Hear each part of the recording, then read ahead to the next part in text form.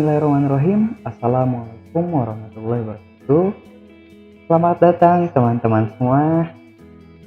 Perkenalkan, nama saya Naufal Hakim. Di sini saya dari Prodi HES semester 5. Nah, hari ini kita akan menjelajahi salah satu aspek yang sangat penting dalam konstruksi identitas nasional Indonesia, yakni bahasa Indonesia sebagai identitas negara.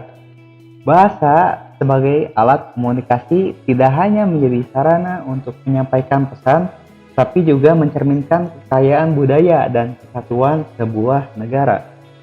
Di Indonesia, bahasa Indonesia bukan hanya sekedar cara berbicara sehari-hari.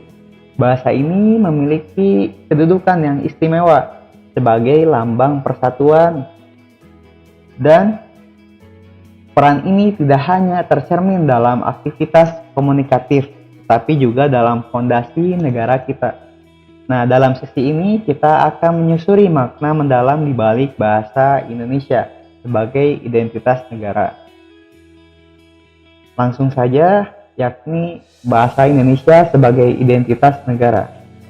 Nah, bahasa Indonesia ini merupakan fondasi dari identitas nasional Indonesia karena dikenal karena keunikan dan keindahannya. Bahasa ini memiliki kedudukan yang istimewa dalam kehidupan masyarakat Indonesia.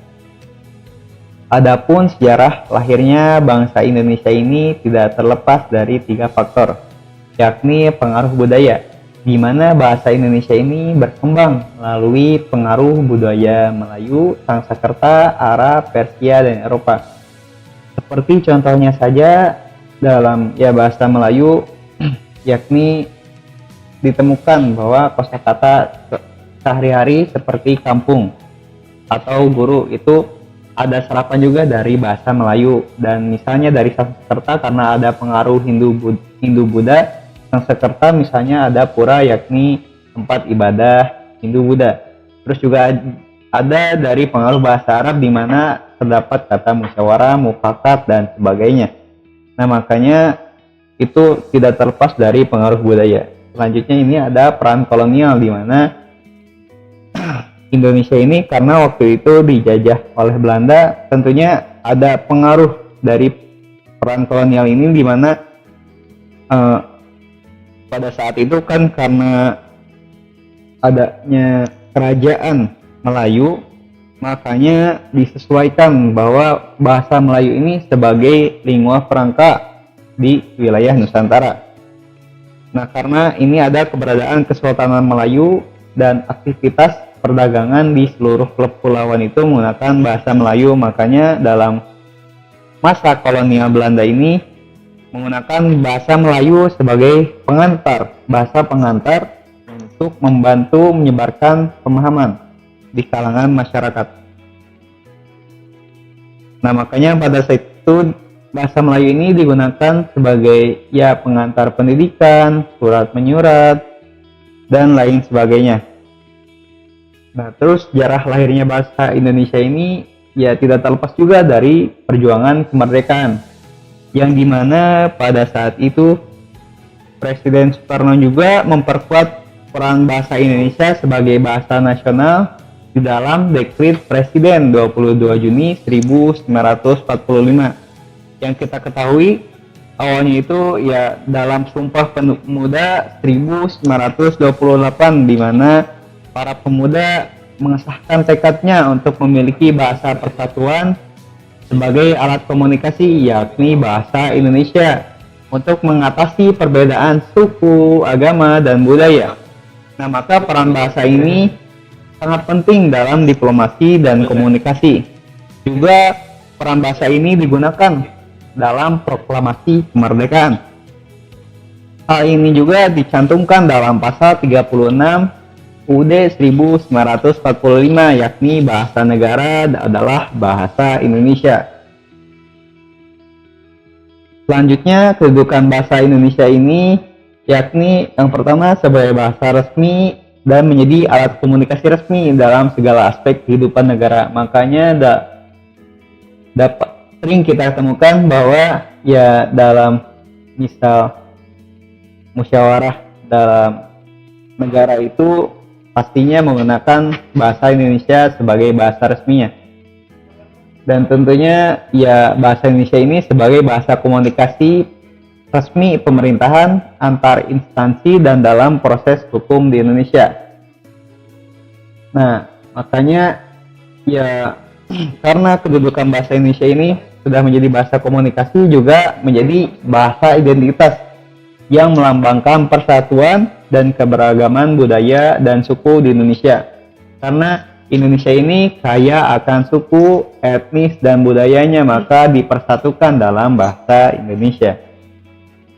Nah, bahasa Indonesia juga sebagai bahasa resmi negara, di mana ada 3, yaitu legislasi, government correspondence, dan judiciary proceeding, di mana ya bahasa ini digunakan sebagai proses pembuatan undang-undang dan regulasi negara, juga digunakan untuk surat menyurat antar instansi pemerintah. Dan selain itu, bahasa Indonesia ini digunakan untuk bahasa hukum dalam sidang-sidang di pengadilan. Makanya jarang kita temukan bahwa dalam sidang-sidang pengadilan ini menggunakan bahasa daerah, karena sudah ditetapkan bahwa bahasa Indonesia ini sebagai bahasa hukum untuk melaksanakan ya hukum yang ada di Indonesia. Selain itu, bahasa Indonesia ya berfungsi sebagai bahasa internasional karena telah ditetapkan menjadi bahasa resmi di PBB, yakni UNESCO, sebagai bahasa resmi ke-10 setelah diakui bahasa Inggris, Arab, Mandarin, Perancis, Spanyol, Rusia, Hindi, Itali, Portugis, dan kemudian barulah Indonesia. Nah, hal ini karena ada 275 penutur telah mendunia dengan masuknya kurikulum bahasa Indonesia di 52 negara. Dan saat ini setidaknya ada 150.000 penutur asing yang aktif berbahasa Indonesia. Hal ini sejalan dengan amanat dalam pasal 44 UUD nomor 24 tahun 2009 tentang bendera, bahasa, dan lambang negara. Nah, karena usulan ini juga merupakan de jure atau berdasarkan hukum agar bahasa Indonesia ini mendapatkan status bahasa resmi pada sebuah lembaga internasional, karena secara de facto pemerintah Indonesia telah membangun kantong-kantong penutur asing bahasa Indonesia di 52 negara. Nah, adapun tantangan dalam mempertahankan bahasa Indonesia ini sebagai identitas negara yakni pengaruh luar, karena tidak bisa kita pungkiri bahwa tantangan globalisasi, teknologi, dan media sosial ini sangat memengaruhi eksistensi bahasa Indonesia sebagai identitas budaya negara. Nah, makanya kita perlu mengatasi hal tersebut dengan tidak terlalu menerima pengaruh buruk dari tantangan globalisasi ini, dari pengaruh luar. Terus juga karena adanya ya penggunaan bahasa asing, nah meningkatnya penggunaan bahasa asing ini dapat menekan penggunaan bahasa Indonesia dari berbagai aspek kehidupan masyarakat. Ya seperti misalnya ya ada juga kan ibarat ya bahasa Jaksel, di mana itu mencampurkan antara bahasa Inggris dan bahasa Indonesia, namun lebih cenderungnya ke bahasa Inggrisnya. Nah, hal itu bisa menekan penggunaan bahasa Indonesia. Makanya yang kita sebagai generasi muda memiliki tantangan bahwa perubahan minat generasi muda dalam penggunaan bahasa Indonesia ini memerlukan strategi yang proaktif dalam mempertahankan bahasa Indonesia. Nah, maka di sini kita simpulkan dan harapan untuk masa depan bahasa Indonesia yakni pertama, peningkatan kesadaran bahwa sosialisasi mengenai pentingnya berbahasa Indonesia ini untuk memperkaya budaya nasional dan juga memajukan penelitian dan pengembangan bahasa Indonesia agar tetap relevan dan dinamis sesuai perkembangan zaman. Juga pelestarian budaya dengan penguatan nilai-nilai budaya lokal yang tercermin dalam keindahan bahasa Indonesia. Mungkin cukup sekian yang dapat disampaikan. Wabillahi taufiq wal hidayah. Wassalamualaikum warahmatullahi wabarakatuh.